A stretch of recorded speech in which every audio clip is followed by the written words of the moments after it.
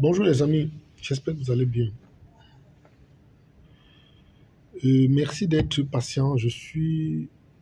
Vous êtes sans ignorer que je suis ici à Singapour depuis un moment et j'ai voulu faire cette courte vidéo. C'est une vidéo à cœur ouvert parce que je suis assez choqué. Il y a des choses que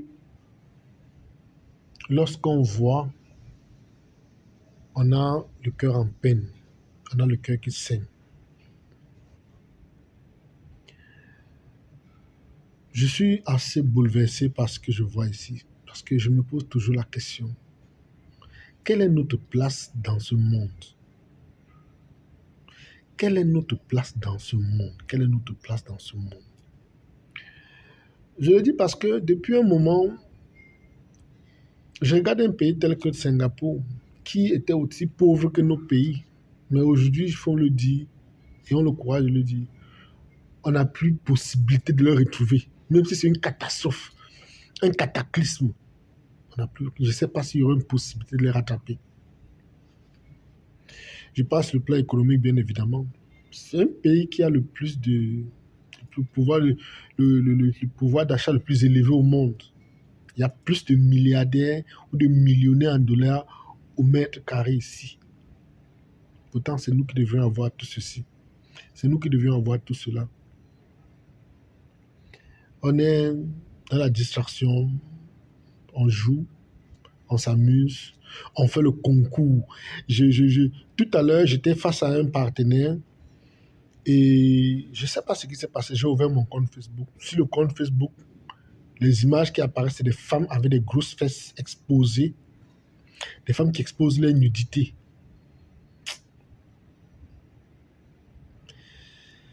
On dirait qu'elles n'ont rien d'autre à proposer que ce genre de choses, en fait. Je ne les en veux pas. Nous sommes confrontés à ce genre de situation. Thank you so much, my dear. Thank you. Nous sommes confrontés à cette situation. C'est le confinement dans lequel nous sommes. J'arrive dans un pays tel que celui-ci où les choses vont vite. Les choses vont extrêmement vite. Je me demande, mais qu'est-ce que je faisais depuis longtemps chez moi là-bas? Avec toutes les opportunités que nous avons ici, qu'est-ce que je faisais? Et c'est ici que j'ai compris pourquoi nous sommes à ce niveau. Parce que nous n'avons pas l'état d'esprit préparé à aller affronter le monde des affaires. Singapour, c'est le carrefour du business. Ici, on parle business matin, midi et soir. Je sors en une journée comme ça, je peux me retrouver avec 5 rendez-vous. Et des rendez-vous parce que c'est à des longues distances. Il faut prendre le métro, aller à des très longues distances, rencontrer les gens. Donc, on ne perd pas le temps. Les gens ne perdent pas le temps. Les gens sont concentrés. Contrairement à chez nous où on est en train de rigoler à longueur de journée, on joue, on fait les discours des futilités, on est dans les débats religieux, on est dans les débats sportifs, on est dans des distractions artistiques. Je me demande qu'est-ce qui nous arrive, qu'est-ce qui s'est passé. Qu'est-ce qui s'est passé? Ne voyons-nous pas que nous sommes même plus dans la course? On ne se rend même pas compte de ça. Nous ne sommes même plus dans la course. Même plus dans la course. Au lieu de prendre conscience, on s'enfonce de plus en plus. Et pour ne rien arrêter, pour ne rien arranger, je voulais dire, je suis rentré dans certains débats des personnes qui parlaient de comment Paul Biya va devenir président, va se représenter à la candidature, Franck Biya va se représenter, Ngongo va se représenter, des débats vides de sens. Des débats vides de sens. On doit se dire les vérités. Disons-nous certaines choses. Quand on vient prendre un pays tel que celui-ci, que ce soit Paul Biya, que ce soit Franck Biya, que ce soit Kamto, que ce soit Kiki. Donc, c'est l'état d'esprit du dirigeant, c'est la vision du leader qui fait la différence. Un pays tel que celui-ci qui n'a pas de ressources, qui n'a pas de terre agricole, mais on ne peut pas faire le poids. Nous avons toutes les ressources, mais nous faisons quoi? On ne fait aucun poids. Nous sommes comme des bébés devant ces gens. Donc, que ce soit Ngongo, que ce soit Paul Biya, que ce soit Franck Biya, que ce soit n'importe qui, que ce soit Kamto, que ce soit Cabral Libri, que ce soit qui.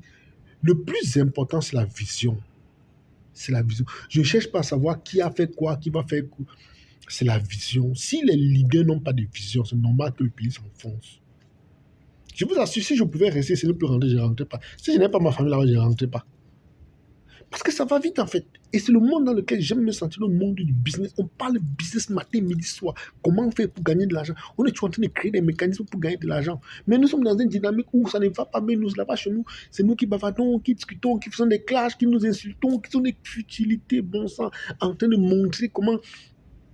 Vous lisez les publications des gens, ce sont que des histoires de 100 caleçons, des histoires de j'ai fait 5 coups, j'ai fait 8 coups. Quand tu finis de mourir une femme, elle boit l'eau, ça veut dire quoi? Des saletés de ce genre. Comme si on avait vraiment pas, on n'avait rien à faire. Mais curieusement, quand tu vas chez eux, là, c'est pas ça. Ils n'en parlent même pas.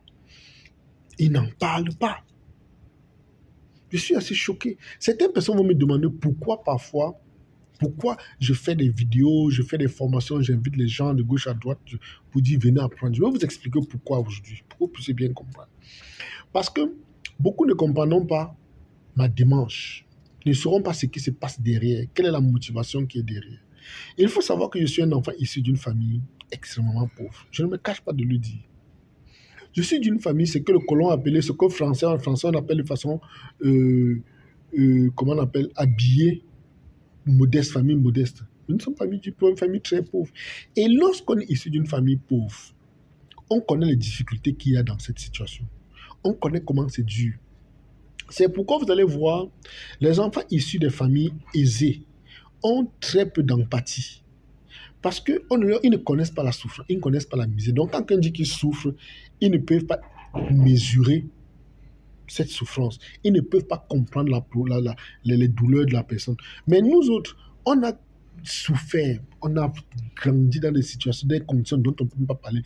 Quand on a compris, dès qu'on a découvert certaines choses, on a envie de partager avec les nôtres.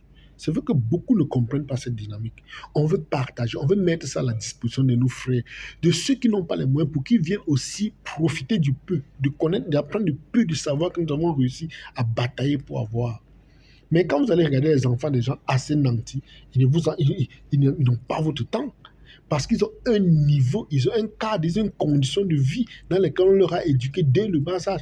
Donc pour vous, vous ne comptez pas. Pour vous, ils ne comptent pas, je vous l'ai dit. Vous ne comptez pas. Quel que soit votre niveau de misère, de souffrance, ce n'est pas un élément important, ce n'est pas significatif. Par contre, nous autres, les enfants de pauvres, c'est extrêmement important. Nous voyons nos frères souffrir et ça nous fait mal. C'est pourquoi vous allez voir, on va conquérir le monde, on va parcourir le monde à la recherche des idées, à la recherche des opportunités, à la recherche des solutions, qu'on met à la disposition du grand public pour que nos frères qui ont été comme nous, ou bien qui passent par nos situations, sachant ce qu'il y a là-bas, personne n'aime la misère, même la misère a besoin de compagnie. Sachant ce qu'il y a là-bas dedans, on se dit non, venez, voici des petits secrets. C'est pour ça qu'on fait les cours de tour du monde. C'est la raison pour laquelle vous allez me voir faire le tour du monde, faire des vidéos, filmer ici, poster. Sinon, en vérité, je vous le dis toujours, hein, je n'en ai pas besoin. Je n'ai vraiment pas besoin. Mais c'est cette empathie, cette volonté de voir mes frères réussir, avancer, qui fait en sorte que je sois toujours dans une dynamique où, quand je découvre les choses, je veux mettre à la disposition. Je vous raconte une anecdote pour que vous puissiez bien comprendre. Récemment, j'étais voir certaines raffineries. Je discutais avec la raffinerie, on a échangé. Et quand je retourne, je prends l'initiative de faire une courte vidéo, comme ça, je pense, je dis, mais attends, quelle est la nécessité? Les gens avec qui j'ai causé, les gens avec qui j'ai parlé, c'est des gens d'un certain calibre. Ils ont un certain respect sur le plan professionnel. Et quand ils voient mon parcours, ils sont contents, ils sont fiers, ils veulent faire affaire avec moi. Parce que je leur ai dit que je veux être leur négociant des matières premières à travers l'Afrique. Quand je discute avec eux, il y a des préalables, bien évidemment, ce n'est pas du tic-au-tac. Il y a des préalables. Et donc, on discute. Après, je viens, je dis, bon, que je vais faire je vais faire une petite vidéo pour vous expliquer. C'est après que je me pose la question. J'ai imaginé un instant que le monsieur avec qui je viens de parler affaires, le monsieur avec qui je viens de parler business, prend son téléphone et ouvre et se rend compte que je suis en train de faire des vidéos sur YouTube, sur Facebook, en train de parler des trucs. Mais ça me décrédibilise à ses yeux. Ça me décrédibilise. Il faut se le dire, ça me décrédibilise. Mais sauf qu'il y a une situation, un moment, on se pose une question. J'ai atteint un certain niveau. J'ai des petits frères en dessous de moi. Qu'est-ce que je fais? Est-ce que je dois prendre ce savoir, garder pour moi exclusivement? et ma famille, où il est nécessaire de mettre à la disposition de mes frères ce savoir pour que demain ils puissent également explorer. Que je sois comme le pionnier, j'ai déjà parcouru le chemin qu'ils viennent parcourir. Donc, les erreurs que j'ai eu à commettre, je mets à la disposition pour qu'ils puissent bénéficier. C'est la question que je me pose. Et je trouve vraiment, c'est vrai que c'est un sacrifice que je fais parce qu'il faut dire, je fais un sacrifice sur le plan économique pour soutenir le plan social, pour soutenir mon peuple sur le plan social. Est-ce que si je prends l'argent, je peux les aider véritablement sur le plan social? Ou à défaut, je prends le savoir, je mets à la disposition pour que demain, ils gagnent aussi, tout le monde soit tous forts. Je pense que le savoir devient important. Mais sauf qu'après, on est en face de gens qui sont tout le temps distraits. C'est ça qui est embêtant. On est en face de gens qui sont tout le temps distraits. On se pose la question, est-ce que le sacrifice vaut la peine? Est-ce que ça vaut vraiment le coup? Parce que les gens, on dirait qu'ils ne comprennent même pas le sens de ce qu'on fait. Donc, c'est un élément sur lequel je voulais vous faire comprendre. Donc, quand je vais rencontrer le monsieur, je discute avec lui et on avance, je me rends compte que, bon, je suis en train de ne pas m'aider, je dis, bon, je l'ai fait. S'il découvre quelle est la perception qu'il aura de moi, c'est des éléments sur lesquels je veux que vous compreniez, que vous puissiez comprendre que derrière, ne pensez pas que c'est forcément de l'argent, que derrière, c'est la volonté manifeste de voir les nôtres évoluer, grandir sur un certain niveau. Quand je prends de mon argent, je prends de mon temps, je prends mon vol, je viens, je paie mon hôtel, je filme ceci, je vous mets à disposition, regardez ceci, regardez ça, je ne gagne rien dans ça, les frères. Je ne gagne rien. C'est juste pour créer l'indignation en vous, pour susciter la curiosité en vous, pour donner la volonté d'aller au-delà de ce que nous avons bien, de ce que nous sommes aujourd'hui. C'est pourquoi on le fait. On ne le fait pas parce que quand je filme, je me rends à la limite même ridicule. Mais ma plus grande fierté, c'est de savoir après que derrière, il y a des gens qui en profitent. Certains de mes frères bénéficient. Certains n'ont pas les mêmes moyens que moi pour aller découvrir certaines choses. Comme je suis arrivé, j'ai découvert, je viens, je mets à la disposition. J'ai souvent donné l'anecdote de l'esclavage. N'allez pas croire que l'esclavage est arrivé du jour au lendemain, que les gens sont venus une fois nous envahir. Non, c'est un premier. Il y a eu un premier qui est parti voir nos ancêtres. Il a étudié un peu leur comportement et il est rentré avec l'information, dit à leurs frères que allons dans tel endroit, il y a des gens là-bas qu'on peut esclavagiser. Il y a toujours eu un pionnier. Et c'est ce rôle de pionnier. Vous comprenez que le premier, il a risqué sa vie. Il n'a pas pensé à son confort. Il pouvait s'installer en Afrique, devenir un roi, gagner, mais il a pensé au bien-être de la masse, de sa population, de ses frères. C'est pourquoi il rentre donner l'information. C'est la même logique. C'est la même dynamique. On vient donner l'information pour qu'on puisse être en masse et aller conquérir des marchés. C'est ce que tous les autres peuples font. Je sors d'une conférence, je sors d'une conférence où je discutais, il y avait des gens qui parlaient des investissements. Je suis resté dans la conférence, je dis, mais attends, qu'est-ce qui se passe? Je suis dans quel monde là? On parlait, j'étais avec des milliardaires et des milliardaires qui parlaient des projets, donc si vous entendez, si vous ne croyez pas. Et je viens, je découvre, je mettrai à votre disposition. Est-ce que les gens qui sont derrière, qui sont restés au compte, est-ce que tout le monde a les moyens de venir ici? Est-ce que tout le monde a la même capacité de pouvoir identifier les secteurs de business? Est-ce que tout le monde a la même capacité d'aller savoir se diriger? Parce que quelqu'un qui a toujours travaillé dans une entreprise, il a même travaillé dans une banque pendant des années, il a travaillé dans des assurances, dans des entreprises. Lui, il est formaté, il est conditionné pour être salarié. Il est conditionné pour aller vers les endroits qui vont plutôt améliorer ses compétences. Mais moi, je suis conditionné pour être entrepreneur, pour chercher les opportunités, pour détecter les opportunités. C'est pourquoi je vais toujours, je vais où il y a les opportunités et je viens avec ces opportunités, je mets à votre disposition. Et c'est dans la même logique que j'ai compris que dans un pays tel que celui-ci, il est bien de créer son entreprise. Il est bien de se mettre en groupe pour créer quelque chose. Je vous donne une anecdote. On suppose que, parce que j'ai bien compris ça après, on suppose que vous avez une entreprise au Cameroun et vous voulez travailler avec une raffinerie à Singapour. Vous comprenez qu'il y a un sérieux problème. Celui qui est... Si tu es futé, tu viens créer ton entreprise à Singapour. Quand tu contactes la raffinerie singapourienne, tu contactes en tant qu'entreprise singapourienne. Vous êtes dans le même environnement. Vous êtes dans le même monde. L'entreprise va facilement te contacter, va facilement te répondre parce que tu es dans le même environnement, vous partagez les mêmes dossiers, les mêmes situations, les mêmes réalités. Et une fois que tu as créé ton entreprise, on va t'envoyer, la chambre de commerce t'envoie toutes les entreprises qui existent dans le même domaine que toi. Et tu as la capacité de leur contacter en tant qu'entreprise locale. Vous comprenez comment ça devient un plus. Contrairement à celui qui est basé loin là-bas en Afrique, qui contacte une entreprise ici à Singapour, une raffinerie pour le cas, qui contacte une raffinerie pour dire que je vais travailler avec toi, tu n'auras même pas de réponse. Et au pire des cas, au meilleur des cas, si tu reçois la réponse des gens qui vont te perdre du temps. Pourtant, quand vous avez créé une entreprise à Singapour, on sait que vous êtes devenu sérieux. Vous êtes une entreprise dans l'environnement. Vous devenez, comme on dit, les oiseaux de même plumage marchent ensemble. Vous êtes rentré dans le même plumage. Vous devenez les poules, les oiseaux de même plumage. Et puis, il est facile maintenant que les entreprises vous rencontrent, qu'ils répondent, que ces raffineries vous répondent, que ce soit les entreprises qui font dans n'importe quel domaine. Quand vous avez créé une entreprise sur le plan local, ça devient un plus. Ça devient un atout parce que ça vous ouvre les portes. N'oubliez pas que c'est des entreprises où la plupart des gens sont des millionnaires en dollars. Donc, ils ne sont pas complexes, ils ne sont pas inquiets par rapport à une entreprise qui vient d'Afrique. Et en plus, quand l'entreprise les contacte d'Afrique, la perception qu'ils ont de l'Afrique, c'est que l'Afrique, ça ne va pas et on ne doit pas se mentir, ça ne va pas. Vous comprenez qu'il n'y a aucune urgence pour ces gens de venir de répondre, de vous répondre. Il faut qu'on se dise la vérité, qu'on ne vous mente pas. Il n'y a aucune urgence. Par contre, si vous avez créé l'entreprise sur place, vous comprenez que ça devient un plus. Et ne faites pas l'erreur que les gens font. Beaucoup de gens font cette erreur où ils veulent créer des entreprises, ils vont sur Internet chercher les entreprises qui disent qu'ils créent des comptes bancaires et sociétés offshore en ligne. C'est des erreurs qu'il ne faut pas commettre. Je suis sur place, je connais les réalités. Je connais beaucoup de réalités. Je vais vous donner une anecdote. Je connais des gens qui sont basés en Malaisie. Ils ont le numéro de Singapour. Mais ils disent qu'ils donnent le travail aux gens. Vous envoyez de l'argent et ils vont vous demander d'envoyer l'argent ailleurs pour vous distraire. Vous envoyez de l'argent, vous n'avez jamais du travail. Vous arrivez ici, là, vous vous rendez compte qu'il n'avait rien. Et j'ai rencontré une série de peut-être 7 Africains. Il y a des gens qui ont donné 2,5 millions, 3 millions, 1,5 million. Ils ont donné plein d'argent, ils sont revenus. Ils se rendent compte depuis l'aéroport que c'était des foutaises. Ils sont obligés de perdre l'argent à rentrer. Donc, c'est des situations pareilles qui arrivent. C'est pour dire que quand vous avez créé une entreprise sur place, vous devenez crédible. Et c'est l'un des éléments sur lesquels j'insiste et je redirai encore. Je me suis rendu compte en plus qu'il y a tellement d'entreprises de négoces à Singapour. Je n'arrive même, il y en a tellement.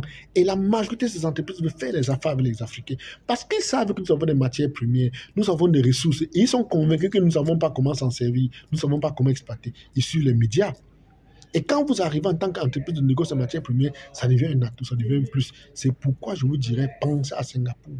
Pensez à Singapour. Si vous voulez véritablement progresser, si vous voulez rapidement évoluer dans le monde du négoce en matières premières, c'est quelque chose d'extrêmement important. Et par la suite, il y a tellement de choses à dire. Il ne faut pas qu'on se... Il y a tellement de choses à dire. Lorsque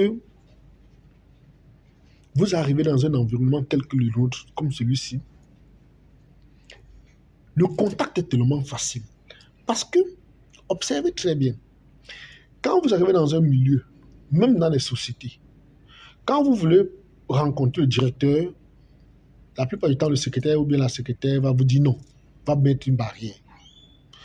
Mais une fois que vous réussissez à traverser, vous vous rendez compte que c'est quelqu'un de très simple. Il n'a rien à démontrer, il n'a rien à prouver.